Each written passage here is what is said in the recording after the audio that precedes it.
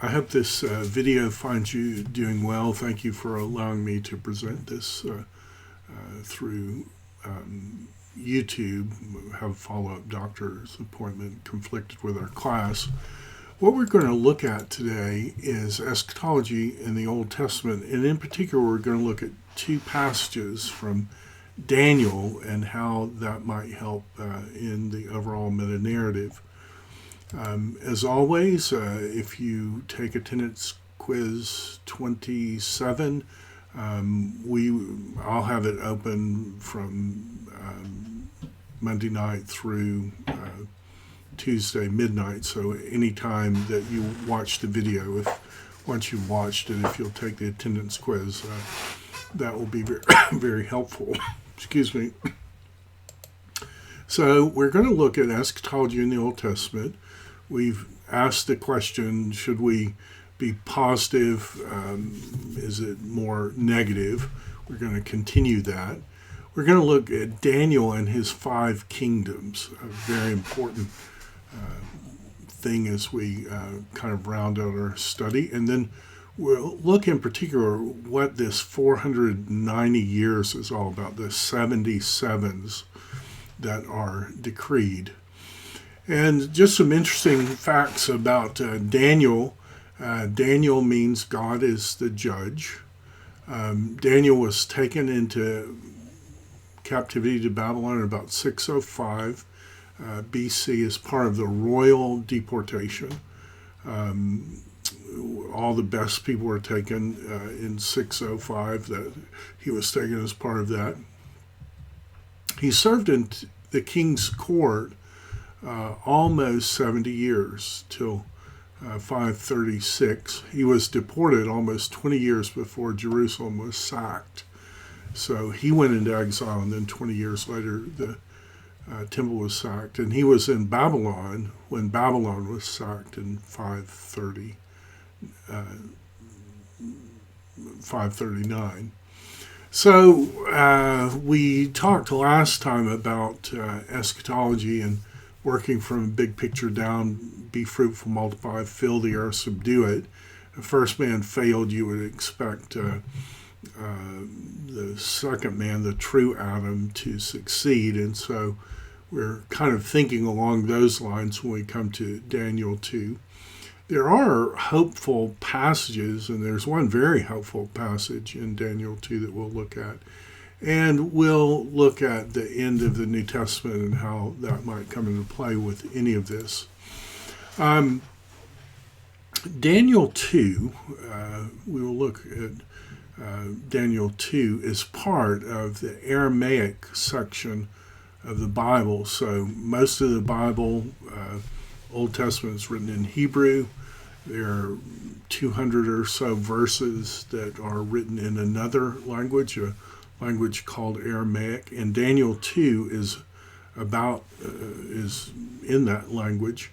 Aramaic was the language everyone used, and so God wanted these parts of the Old Testament read by everyone, kind of like English is today, where you just expect people anywhere in the world to know English, because English is what's called the lingua franca of the world right now.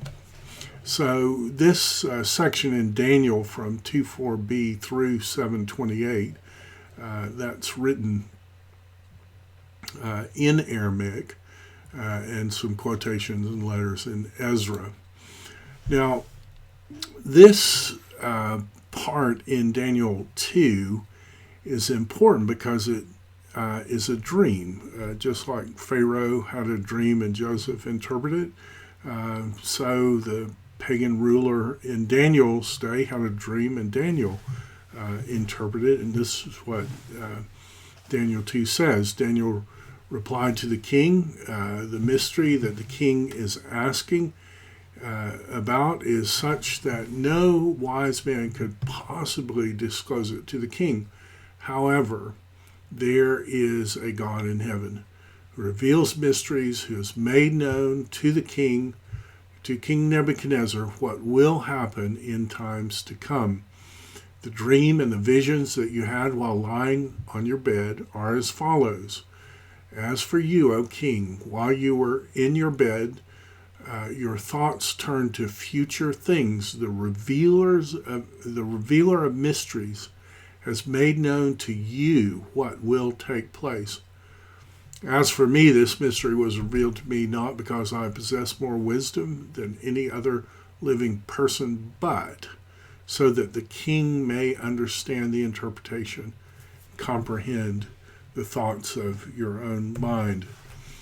You, O king, were watching as a great statue, one of impressive size, extraordinary brightness, was standing before you. Its appearance caused alarm. As for the statue, its head was of fine gold, chest and arms of silver, belly and thighs were of bronze, legs were of iron, its feet were partly of iron, partly of clay. You were watching as a stone was cut, but not by human hands. It struck the statue on its iron clay feet, breaking them in pieces. Then the iron, clay, bronze, silver, and gold were broken in pieces, not without distinction, and became like chaff from the summer threshing floors that the wind carries away. Not a trace of them could be found, but the stone that struck the statue became a large mountain that filled the entire earth. And in this language of filling the earth, you might pick up the whole Genesis thing, fill the earth and subdue it. So this kingdom, this fifth kingdom, is somehow fulfilling that. So this is a artist representation. I think I got this from the internet. Wonderful statue, but struck and toppled. And how this goes is the Babylonian kingdom, 605 to 539, the Medo-Persian, which took over from the Babylonian, 539 to the time of Alexander the Great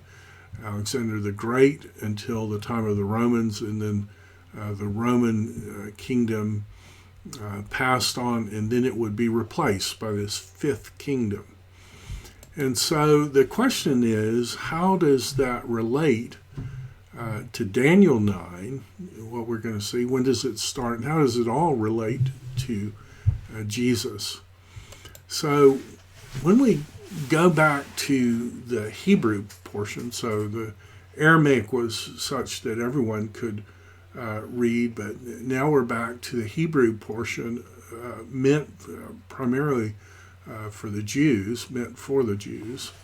This is what it says. In the first year of Darius, the son of Ahasuerus, by descendant of Mede, who was made king. So this is implied that he wasn't like the true king. He was made king over the realm of the Chaldeans. In the first year of his reign, I, Daniel, perceived in the books the number of the years that, according to the word of the Lord, to Jeremiah the prophet, must pass before the end of the desolations of Jerusalem, namely 70 years. Remember, he was a young man when he went into exile, and then 70 years pass, and he realizes, hey, this is almost over. Something significant is going to happen. And this is the passage that he was reading. It says, the whole land shall become a ruin, a waste. These nations will serve the king of Babylon 70 years. After 70 years are completed, I will punish the king of Babylon and that nation, the land of the Chaldeans, for their iniquity, declares the Lord, making the land an everlasting waste. I'll bring upon that land all the words that I've uttered against it, everything written in the book, which Jeremiah prophesied against all the nation. So Daniel's reading this, and he realized, hey, I've been here almost 70 years. Something's going to happen. And if he went in to exile in 605, Babylon fell in 539, Daniel's thinking, well, the exile must almost be over. And it's interesting when you look at what Daniel did with that. He didn't come in this kind of proud moment and say, God, you have to do this. Rather, he starts confessing sin, his own sin, and the sin of his people. And this chapter, if you want model of a way to petition God, there's hardly a better chapter to look at than this one. And this is what he says. Then I turned my face to the Lord God, seeking him by prayer and pleas for mercy with fasting and sackcloth and ashes. I prayed to the Lord my God, and I made confession, saying, O Lord, the great and awesome God, who keeps covenant and steadfast love with those who love him and keep his commandments, we have sinned. We, notice that there, we have sinned. We have done wrong. We have acted wickedly and rebelled, turning aside from your commandments and your rules. We have not listened to your servants, the prophets, who spoke in your name to our kings, our princes, and our fathers, and to all the people of the land. Daniel is saying, look, we got exactly what we deserved. We rebelled against you, and you said you would do it, and you sent us into exile. And we've been here. We've been here a long time. Daniel continues, to you, O Lord, belongs righteousness, to us open shame, as at this day, to the men of Judah, to the inhabitants of Jerusalem, and all Israel, those who are near and those who are far away, and all the lands to which you have driven them, because of the treachery that they have committed against you. To us, O Lord, belongs open shame, to our kings, our princes, and to our fathers, because we have sinned against you. Daniel is saying, look, you were so just in punishing us. We were wicked. We rebelled. You were right. We were wrong. Daniel longs for the rebuilding of the temple. That thing was destroyed in 586. It's going to be rebuilt in 516. Daniel longs for that to happen, and so he's wondering about the exile, about the temple. Continues. To the Lord our God belong mercy and forgiveness, for we have rebelled against him and have not obeyed the voice of the Lord our God by walking in his laws, which he set before us by his servants the prophets. All Israel has to transgress your law and turned aside, refusing to obey your voice. And the curse and oath that was written in the law of Moses. He's reading Deuteronomy 28 there. The servant of God has been poured out on us because we have sinned against him. He has confirmed his words, which he spoke against us and against our rulers, ruled us by bringing upon us a great calamity. For under the whole heaven there has not been done anything like what has been done against Jerusalem. As is written in the law of Moses, all this calamity has come upon us, yet we have not entreated the favor of the Lord our God, turning from our iniquities, gaining insight by your truth. Therefore the Lord has kept ready the calamity and has brought it upon us. For the Lord our God is righteous in all his works and that he has done, and we have not obeyed his voice. Daniel is just pouring out his confession and saying, we got exactly what we deserved. And now, O Lord our God, who brought your people out of the land of Egypt with a mighty hand, and have made a name for yourself, as at this day we have sinned, we have done wickedly. O Lord, according to all your righteous acts, let your anger, your wrath turn away from your city, Jerusalem, from your holy hill, because of our sins and for the iniquities of our fathers. Jerusalem and your people have become a byword among all those who are around us. Now, therefore, O our God, listen to the prayer of your servants and to his pleas for mercy. For your own sake, O Lord, make your face to shine upon your sanctuary, which is desolate. Oh my God, incline your ear and hear. Open your eyes and see our desolations and the city that's called by your name. For we do not present our pleas before you because of our righteousness, but because of your great mercy. O Lord, hear. O Lord, forgive. O Lord, pay attention and act. Delay not for your own sake, O my God, because your city and your people are called by your holy name. That was his prayer. 70 years, and time was about up, and so 90% of that prayer is, we have really messed things up, and you acted rightly. Please show mercy. That's his prayer. And this is what the scriptures say was the response.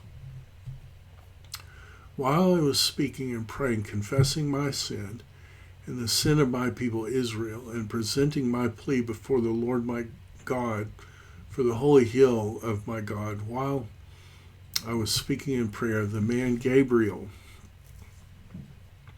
we're going to see Gabriel again. He's the one who announces to Mary, he's the one who announced to Elizabeth about the coming of John the Baptist and the coming of Jesus. Gabriel, whom I'd seen in vision at the first, came to me in swift flight at the time of the evening sacrifice. And he made me understand, speaking with me and saying, "Oh, Daniel, I have come out to give you insight and understanding. At the beginning of your pleas for mercy, a word went out, and I have come to tell it to you, for you are greatly loved. Therefore, consider the word and understand the vision.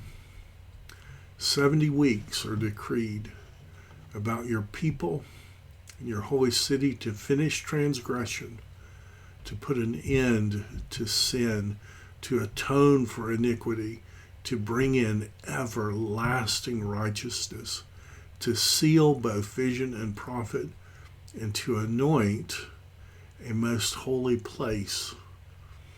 Know therefore and understand that from the going out of the word to restore and rebuild Jerusalem to the coming of an anointed one, a prince, there will be 7 weeks, and then for 62 weeks it will be built again with squares and a moat, but in a troubled time. After the 62 weeks, an anointed one shall be cut off and shall have nothing, and the people of the prince who is to come will destroy the city and the sanctuary. Its end will come like a flood, and in the end there shall be war. Desolations are decreed, and he will make a strong covenant with many for 1 week, and for half the week he will put an end to sacrifice and offering. On the wing of abominations shall come one who makes desolate until the decreed end is poured out on the desolator. So, what do we know about this passage? Well, we know it's connected to Gabriel. And Gabriel appears in Daniel 8 and then here in Daniel 9. And he appears twice in the New Testament, one to Elizabeth and once to Mary, once to Zacharias, Elizabeth's husband. And so, only place Gabriel appears, it's more than likely these are connected somehow. When we come to 924, these are the things that will happen. But I want you to notice, I think this is the ESV, I want you to notice another translation, very similar, but look at that, to anoint a most holy one. So one is to anoint a most holy place, one is to anoint a most holy one. Well, it turns out the phrase is Kadesh Kadeshim, to anoint a holy of holies. And that can be used of the temple, but it also can be used of Aaron, is called most holy.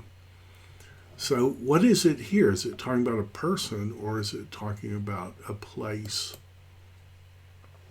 The whole phrase, to Messiah, a holy of holies. Well, when does it start? If there are 490 years, when does it start? All these dates have been suggested. The ones that are interesting are these two. 457, 56, however you count, or 445. And if you do that, this is everything that's going to happen. An anointed one will be cut off and have nothing. Well, was Christ cut off and had nothing? The people of the prince who is to come, is this the same prince, or is it a different prince? And what are these desolations that come on God's house because of disobedience? Well, it turns out there are two separate ways that you could understand this passage. One is the dispensational way, and the other is preteristic, I guess, way to understand it, and by connecting it to the death of Christ in 30 AD. So if you just type in the two ways, you're going to find stuff like this on the internet. This, you see, is going from 445, you have the 67 weeks, Christ dies at 30, then you have a gap, and then the clock starts ticking again in the tribulation, 3.5 years, something happens at the midpoint, 3.5 more years, then Christ's final return, and he sets everything right. You can see that this, this is a similar one, and it's interpreting that Rome revised. So the Roman one, and then you have the gap, and then a revised Roman Empire, and you have the 7 weeks of the tribulation. That's a very dispensational way to look at this. Lots of people look at it that way. Here's another representation of that same scheme. And you have debate. Is it the abomination in the middle? Is it? Do you have a rapture, and then that's separate from the second coming? And you can see all this comes pre-wrath, rapture, bibliotheca, sacra. And you can see, so this is a common dispensational way to look at it. Another way, slightly different, but you can see in the days of these kings, then this coming one is going to come and smash. But there is a non-dispensational way to understand it as well. And if we do that, we go from the decree of Artaxerxes until it's actually rebuilt, and then the coming of Jesus' ministry, and then Jesus dying midway through. And when Stephen is stoned 3.5 years later, the gospel goes out to the world, and the temple that's being built is not a Jewish temple, it's a temple made of people, as Peter talks about. And so a lot of people have taken this view as well, that the 490 years starts from this decree. Another representation that follows that, halfway through, Jesus cut off, it has nothing. 3.5 years later, the gospel goes out to all the nations. So Daniel is praying and saying, what about the temple? And God's saying, look, 490 years from now, the earthly temple isn't going to be any big deal at all. There's going to be a better temple. Same idea, different presentation, different people who've taken that view. Another way of presenting that from 457 till Jesus started his ministry, he dies, and then Stephen is stoned. So the question is, what is this rock? Is it Jesus' kingdom? How does it connect? And depending on which way you take it, how are we to understand all this? And fun thing, that's what the next day's homework is about. We're going to look at that. The 70 years in Daniel's prayer, after the 70 years are completed, I will punish. God did that. And so Daniel is saying, well, what about your temple? What about your people? And 3 years later, the people return. Handful of years later, the temple is rebuilt. So the question brings us right back to that first command to Adam: be fruitful, multiply, fill the earth. How is this related? How is this kingdom filling the earth? And is it Jesus's kingdom? Is it the Messianic kingdom? It's interesting when you read this,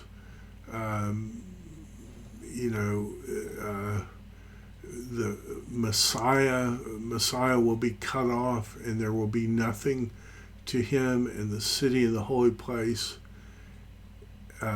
He will destroy the people of the prince. So is this the Prince Messiah? Is it a different prince?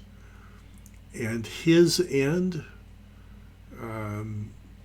is it the prince's end, or is it the holy place's end? And that's why there's so many different opinions, because the Hebrew of this is hard. And you do have passages where it talks about Jesus of Nazareth. This one would destroy this place. It seems like it's alluding back to our passage, or here the king was angry, and having sent his army, he destroyed those murderers and their city. He razed to the ground, or obviously this is very bad what happens. So what we're going to do then next time is say, okay, well, how do we connect the rest of it? How does the rest of it come together? So that's what we're going to do.